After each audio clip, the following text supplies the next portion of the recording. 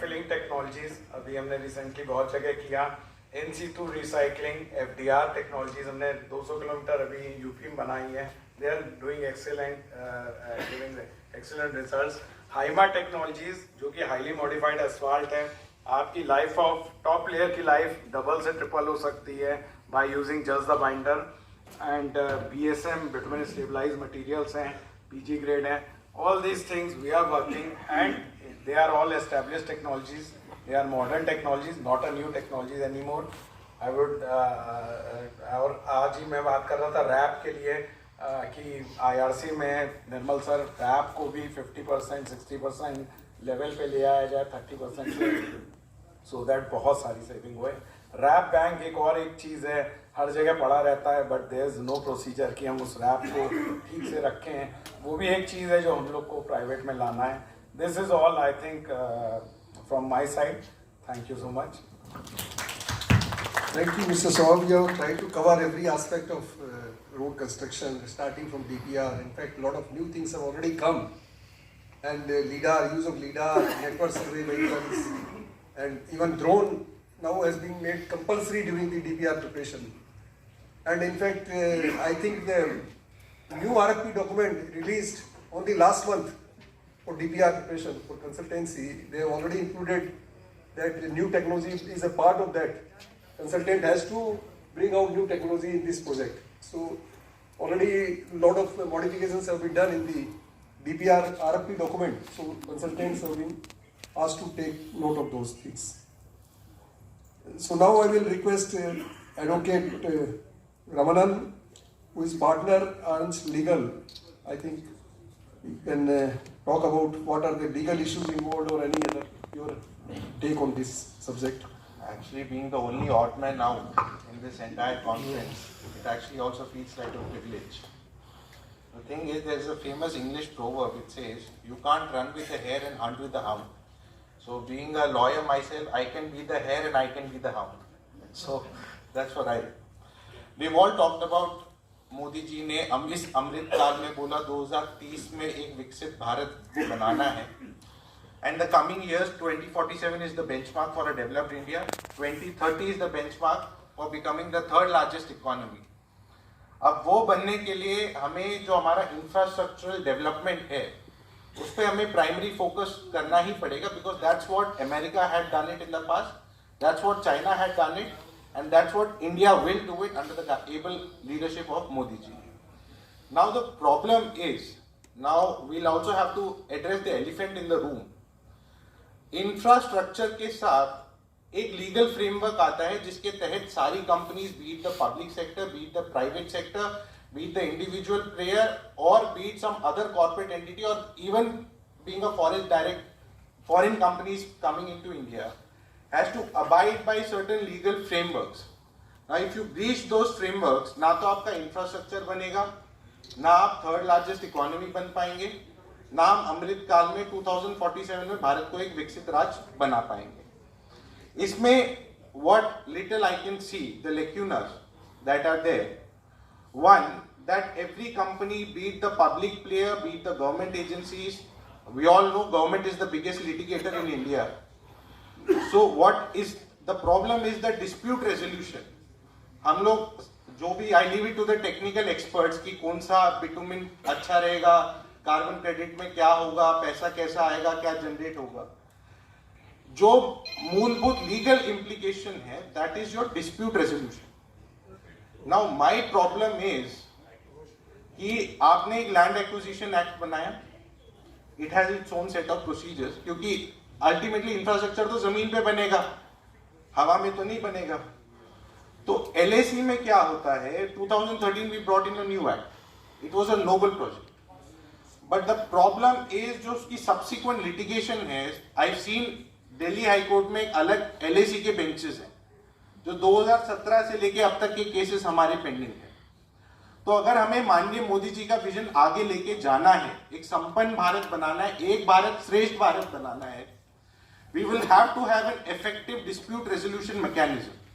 Now they brought in a mediation act in the year 2023. September में the president gave the assent. in the month of October 2023, some provisions of the Mediation Act were brought into force.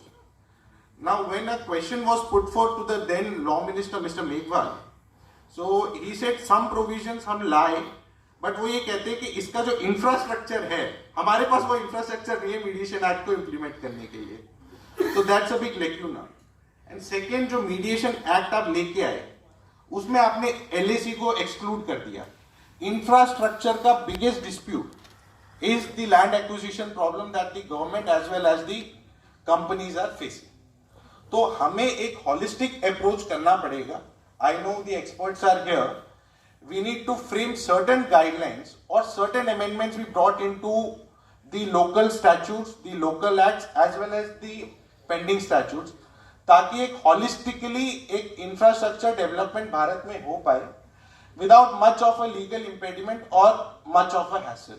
Only then एक भारत श्रेष्ठ भारत हम बन पाएंगे. Only then in 2047 we can see ourselves as a developed company which is working shoulder to shoulder to the US as well as with the China. Thank you. Now I leave it to the experts. I think you are right that a lot of money has already been locked up in the disputes of different agencies. And recently there was a committee under Law Secretary to review the Arbitration Act. In fact, I was representing ministry and still I am representing ministry in that committee. And they already finalized their draft recommendation. Maybe in a month or two, the provision in the act will come and slowly it will help in further expediting this entire mechanism. So now I will request Mr. Tanuj Sharma, Principal Consultant Energy Advisory Feedback Infra, to share his views.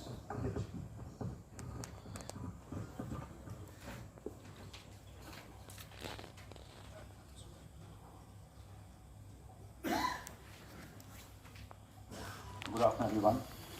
Thank you, PSD, for inviting me here. Respected dignitaries on the dais, industry colleagues and friends. I'm honored and also humbled, given that the expert speakers we have, I'm rather in a dilemma what value I'll be able to add to the entire conference, but I'll still speak up on the topics that I've aggregated. Well, I come from a consulting background, so I'll be able to share my perspectives as to how I see the sustainable transportation part. So I represent Feedback Infra. We are into the business of infrastructure consulting. So when I say consulting, we means we don't handle materials. So most of the people who have come here, they are handling some materials. So we don't handle materials. Our output is the reports, presentations, Excel sheets. That's what give us the revenue.